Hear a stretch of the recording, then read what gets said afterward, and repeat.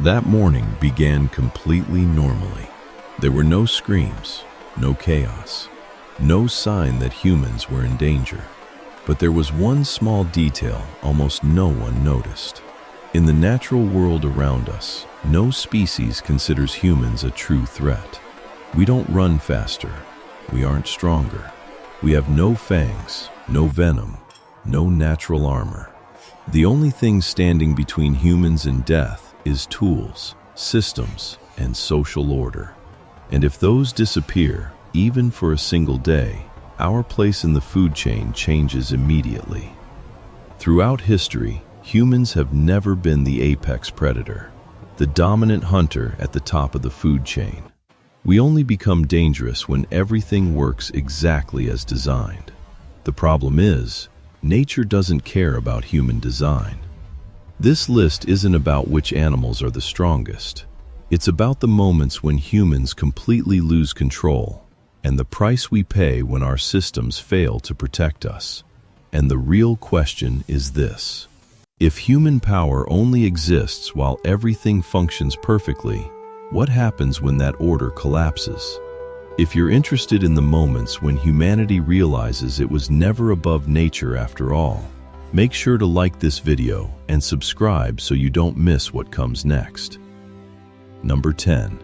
Wolves. Europe, centuries ago. A morning begins like any other in a small village at the edge of the forest. Adults leave for the fields. Children remain behind, playing along familiar dirt paths. There is no reason to believe this day will be different. Wolves at that time are not unfamiliar creatures. They range across Europe, Asia, and North America, hunting in coordinated packs, moving with purpose, yet rarely approaching humans when life functions as expected. For long stretches of history, humans and wolves coexist side by side, avoiding one another, maintaining distance. The prevailing belief is simple: wolves hunt wild animals, not people. As long as no one ventures too deep into the forest, everything is considered safe. Then conditions begin to change. Wars drag on. Famine follows. Bodies of those who die from disease and conflict are no longer buried properly, left scattered across fields and forest edges. No one sees this as a dangerous decision, only an unavoidable consequence of the time. Under these conditions, wolves begin to learn something new. The scent of humans no longer signals danger. It signals food, not through pursuit, but through exposure to the dead. This shift does not happen overnight. It unfolds quietly, across winters, across generations of wolves. And once the behavior takes hold, the easiest targets are not adult men, but children. Smaller bodies, little resistance, often separated from protection. Between the years 1200 and 1920, France alone records approximately 7,500 fatal wolf attacks. Not deep in the wilderness, but near villages. Not during reckless acts, but in moments believed to be routine and safe. Later, as societies stabilize, wars end, and natural prey returns, the threat recedes. Today, worldwide fatalities caused by wolves are estimated at around 10 per year. But disappearance does not mean erasure. Learned behavior is not forgotten, only restrained by changed conditions. And the unanswered question remains: if society were to collapse again, would wolves forget the scent of humans? Number 9. Lions. East Africa, late 19th century. A railway construction site stretches across dry grasslands, where humans believe they are merely passing through wilderness, not truly entering it. Workers labor in shifts, setting up temporary camps of cloth and wood, sleeping close together to guard against wild animals.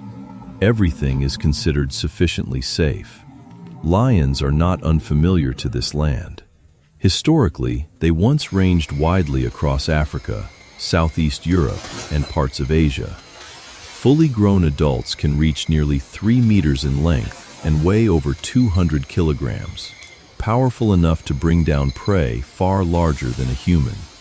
Even so, lions are regarded as a manageable threat, as long as people do not provoke them or wander beyond the camp. The dominant assumption is simple. Lions hunt large animals, not humans. During the day, they avoid people.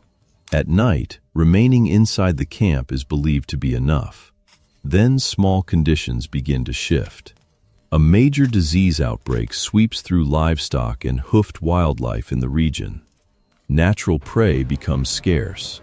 At the same time, workplace accidents and illness claim the lives of several workers. Bodies are not always buried immediately, often left near the camp to be dealt with later. No one considers this a dangerous decision. It is simply a practical response at a work site racing against deadlines. 2 male lions begin appearing around the camp. They are unusual from the start. One has damaged canine teeth, limiting its ability to hunt large prey. The other shows abnormal hunting behavior. They do not target livestock. They approach what is easier. At first, it is human corpses. The scent of humans no longer signals resistance. It signals food that does not fight back. And once that boundary is erased, the next step comes quickly. Disappearances begin at night. No loud noises, no visible struggle. Only empty spaces in the camp by morning, where someone had been sleeping the night before. Over the course of 9 months in 1898, 28 railway workers are killed by lions in Savo. Not deep in the wilderness, but in the middle of a labor system believed to be organized and under control. By the time the danger is fully recognized, options are already limited. The construction cannot stop. Relocation is not feasible. Every decision from this point forward is about reducing losses, not preventing them. The Tsavo incident is not only a story about lions. It marks the moment when the boundary between corpse and prey disappears, and humans become part of a direct hunting equation. And the unanswered question remains: without human intrusion into that territory and ecosystem, would lions ever have hunted people at all? Number 8. Elephants. Northern India, a village at the edge of the forest. It is late at night. Lights are still on inside the houses. People sleep after a familiar day of work. No one believes this night is different. Elephants are not unfamiliar in this region. They are the largest land animals on Earth, ranging across Africa and Asia, moving in herds, feeding on vegetation, avoiding conflict whenever possible. In the minds of many, elephants do not hunt, do not stalk, do not deliberately seek out humans. As long as distance is maintained, everything is believed to remain under control. That belief holds for years. Forest paths become routine. Fields expand little by little. New homes appear where elephant migration routes once ran. No single decision seems reckless. Each one feels reasonable, a natural extension of human life. Then small signs begin to appear. On some nights, elephant herds pass through the village. Fences are pushed down. Food stores are destroyed. No one is injured. The damage is accepted as tolerable, an unavoidable cost of living near the forest. What few notice is that elephants possess exceptionally long memory. They can recognize human scent, voices, even faces. Herds that have experienced ivory poaching, that have witnessed members killed, do not respond like others. They do not panic. They return. In some areas, bull elephants begin entering villages at night. Not randomly. They move directly toward houses with lights on, toward food stores, toward places where people are sleeping. When the event occurs, it happens quickly. Homes are collapsed. People are trampled. Not for predation, but through direct conflict between memory and living space. Each year, worldwide, approximately 100 people are killed by elephants.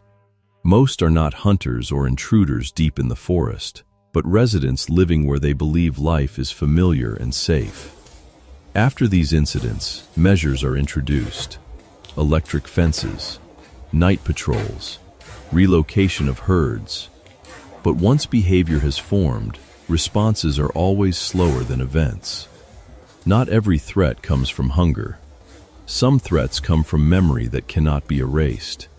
And the question that remains is, if a species cannot forget pain, who is truly more dangerous?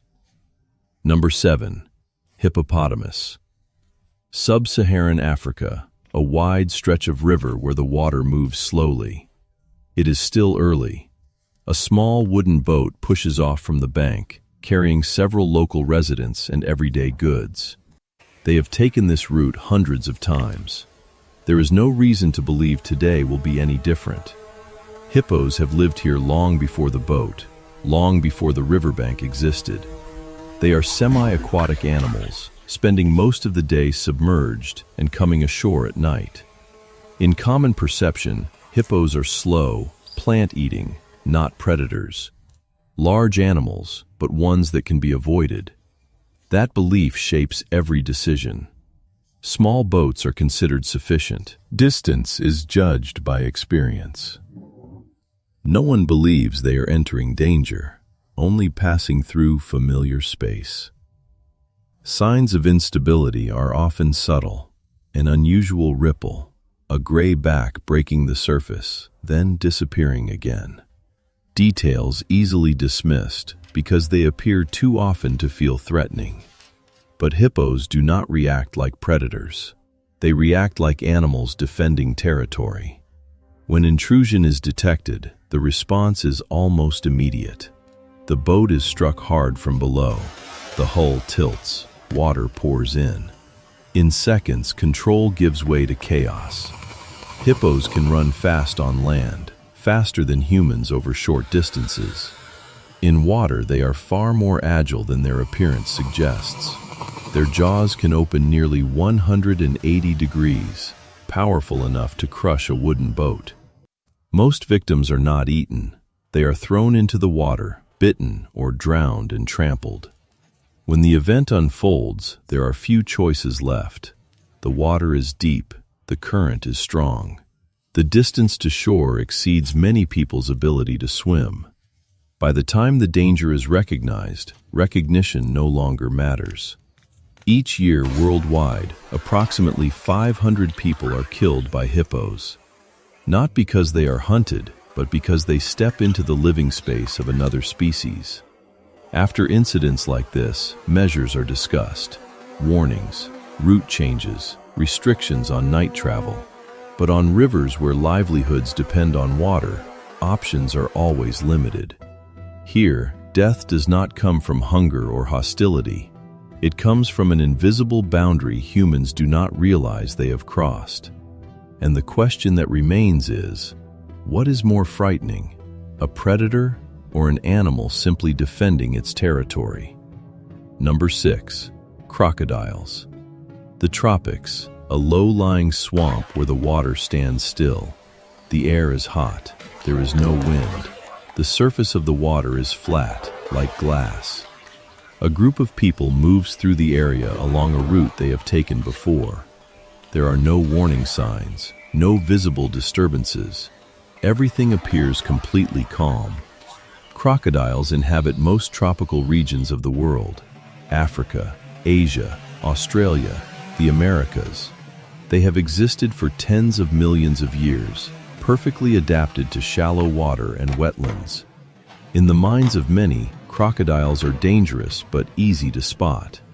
See them early, keep your distance. That should be enough. That belief rests on a false assumption. Crocodiles can remain motionless for hours. They create no ripples. They make no sound. With eyes and nostrils positioned at the surface, they are barely visible. In this state, they do not look like a threat. They look like part of the water. When humans approach, there is no warning, no loud noise, no clear moment of realization. The attack happens before the brain understands what is happening.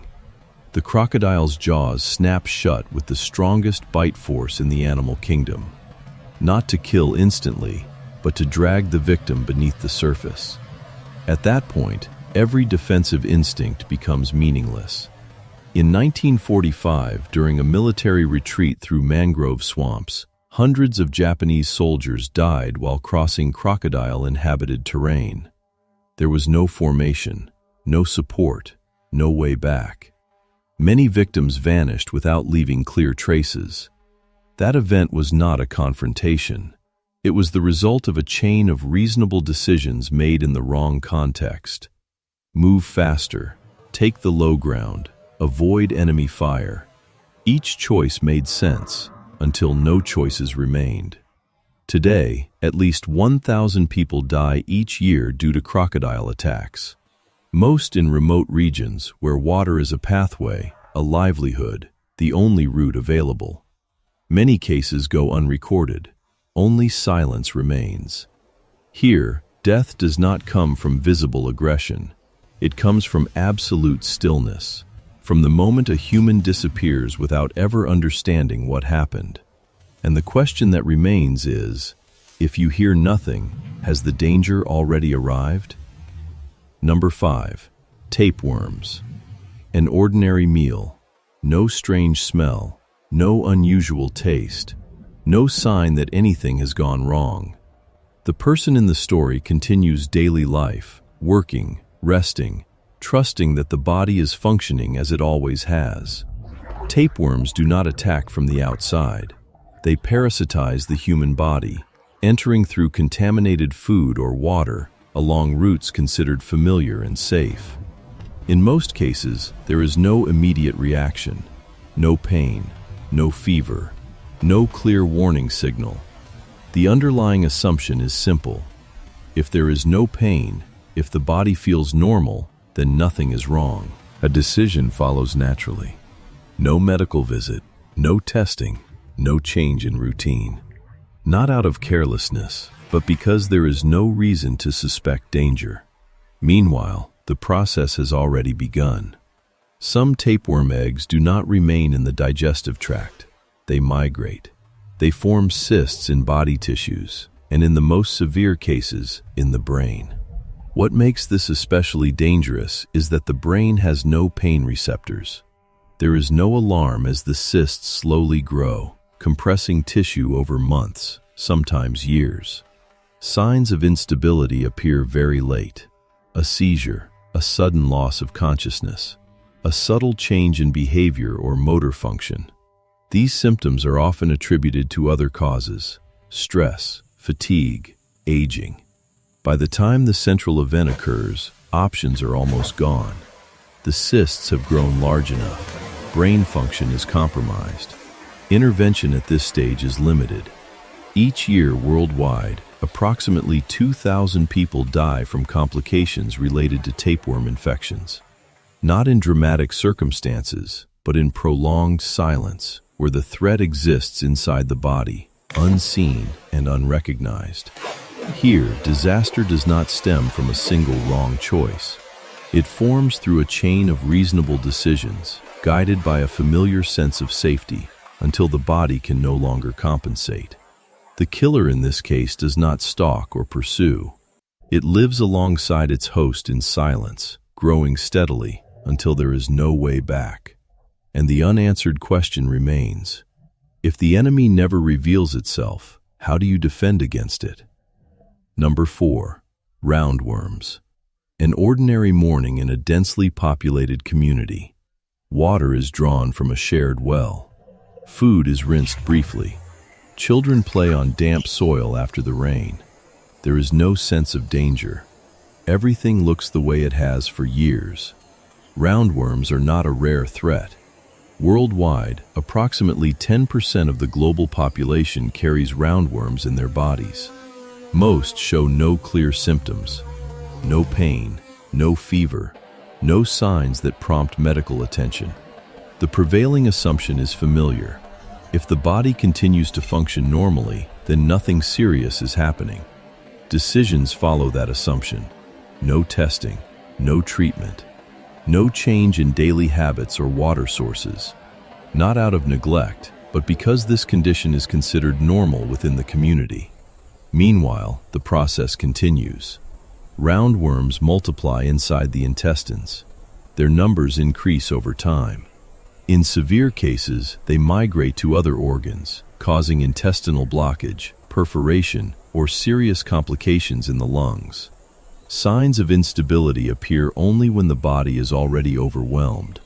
When the central event occurs, options are nearly gone. Severe abdominal pain, vomiting, difficulty breathing. Medical intervention comes too late, especially in areas with limited access to care. Each year, around 2,500 people worldwide die from complications related to roundworm infections. Not because the worms are exceptionally lethal, but because they persist where sanitation is poor, clean water is unreliable, and medical care is out of reach. Here, death does not result from a single personal mistake. It emerges from a system unable to protect those who live within it. Each small decision is reasonable in conditions of poverty until the consequences can no longer be reversed.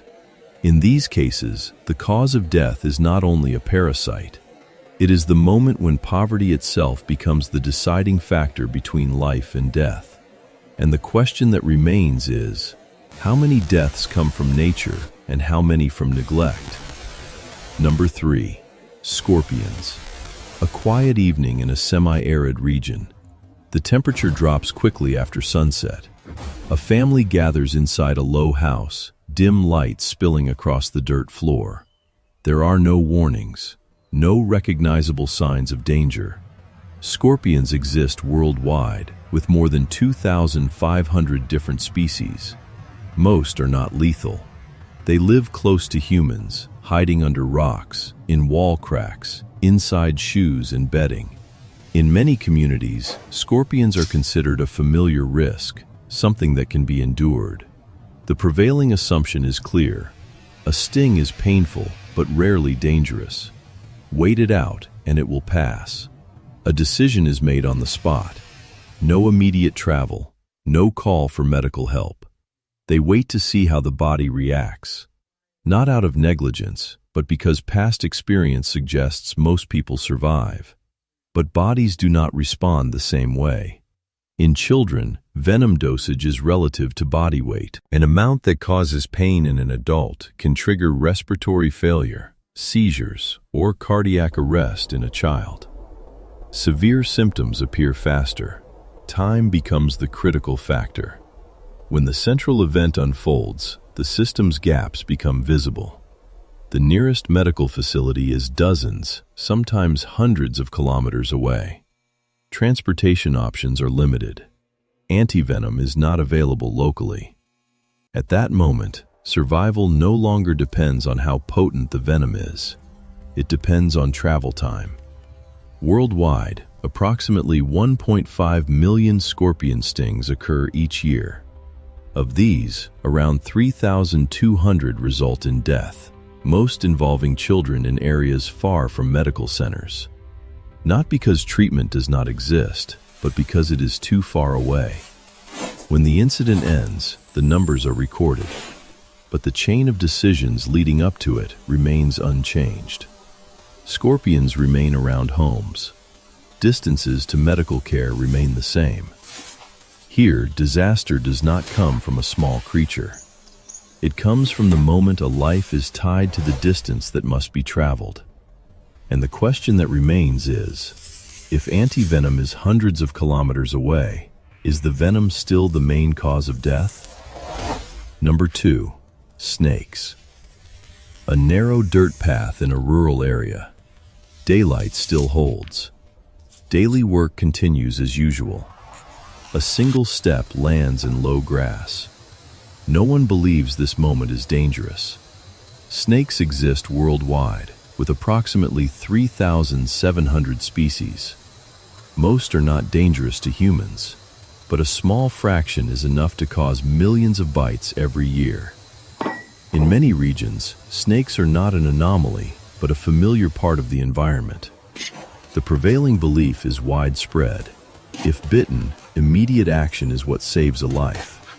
Apply a tourniquet, cut the wound, suck the venom out. These methods have been passed down for generations and are believed to be correct. Decisions are made instantly. A tourniquet is tied tightly above the bite. The wound is cut to release the venom. The victim is kept in place for observation, not out of ignorance, but because there is complete trust that these actions will save a life.